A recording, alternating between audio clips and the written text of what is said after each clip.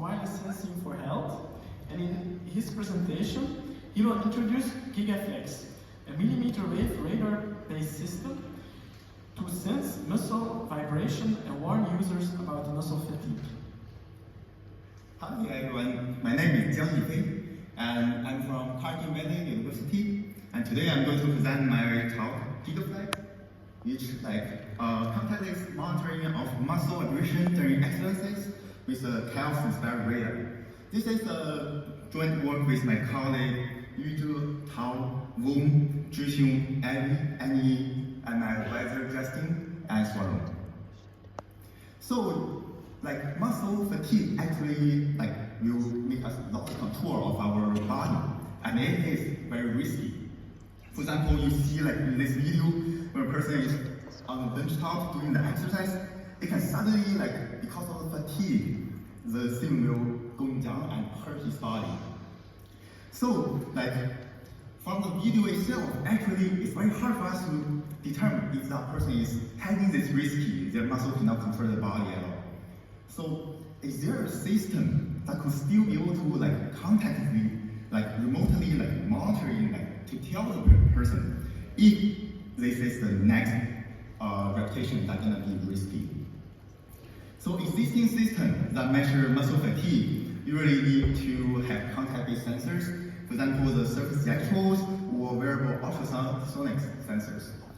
And they all need to have precise placement and may impose inconvenience that is not very suited for our daily routine, monitoring. So here, we would like to present GigaFlex.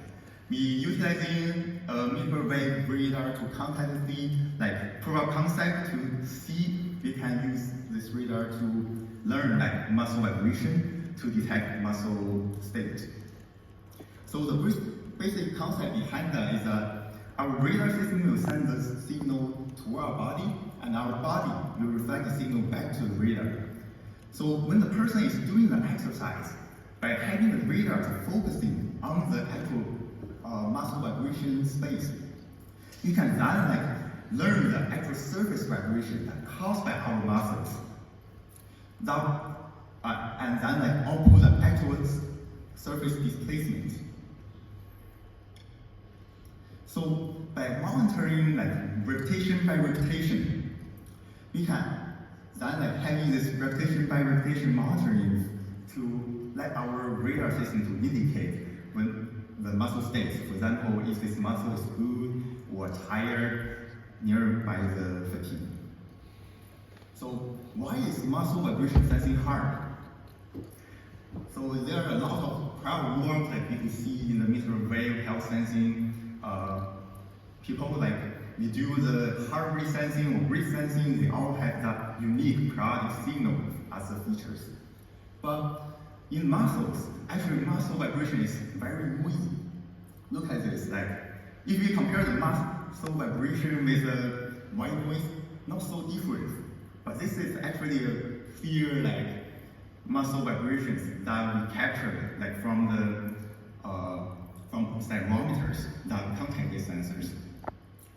So the reason behind that why the muscle vibration signal is that noisy is because our muscle is composed by complex structures that with tons of different kind of muscle fibers. And furthermore, considering this vibration need to propagate through different layers of our skin that actually makes the signal noisier.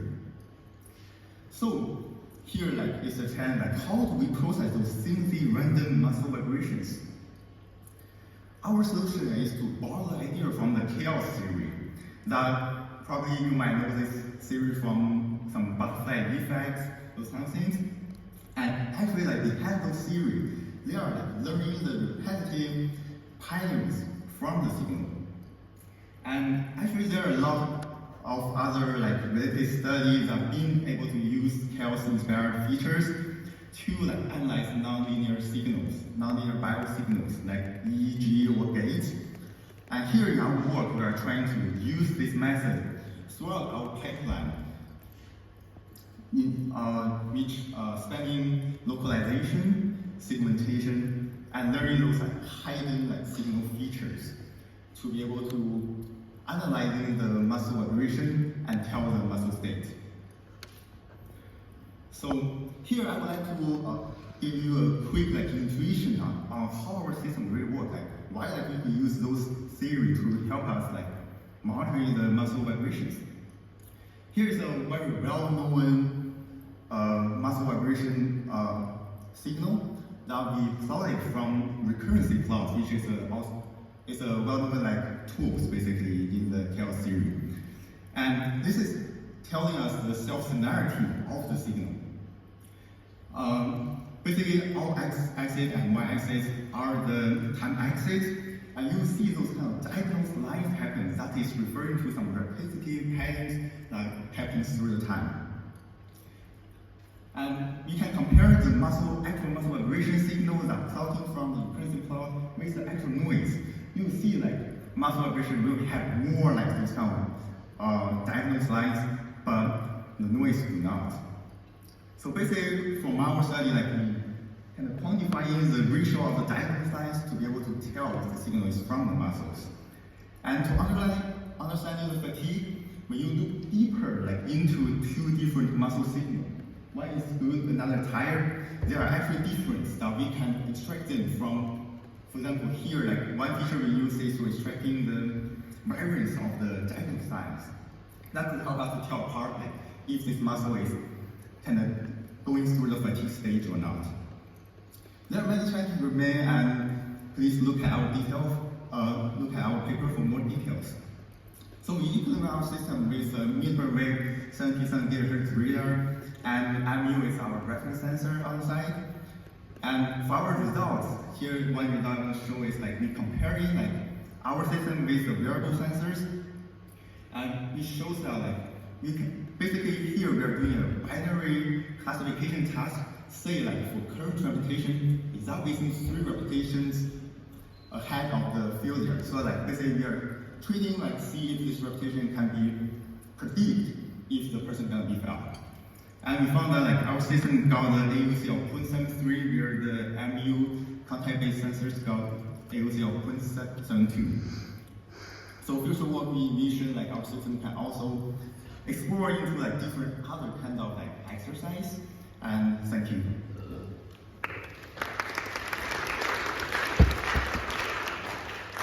Any questions from the audience? Thanks for the presentation. I wonder how your system generalizes to, for example, more complex exercise scenarios. Because I think, is there any potential problem scale to this scenario? Yeah. So basically, currently, I would say right now, when we testing our system, we are already in a constrained scenario that each person is having their doing the weight lifting with the weight that corresponding to a same percentage of their maximum weight that they can lifting, and also it's in an environment without that many noise. So to really generalize this system, we actually need to collect more data on different kind of exercise. Because right now we are also just using concentrated bicep curl as our target exercise. So it's more here we draw a concept that it potentially we can use those contact-based sensors to be able to capture those muscle vibration and influence on if they're fatigued or not. But yeah, I would say we need to have more data to be able to see how we actually do the generalization. Yeah. Yes, one more.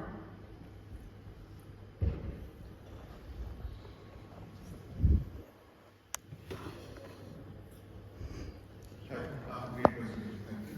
And how did you bifurcate the ground truth for your labels?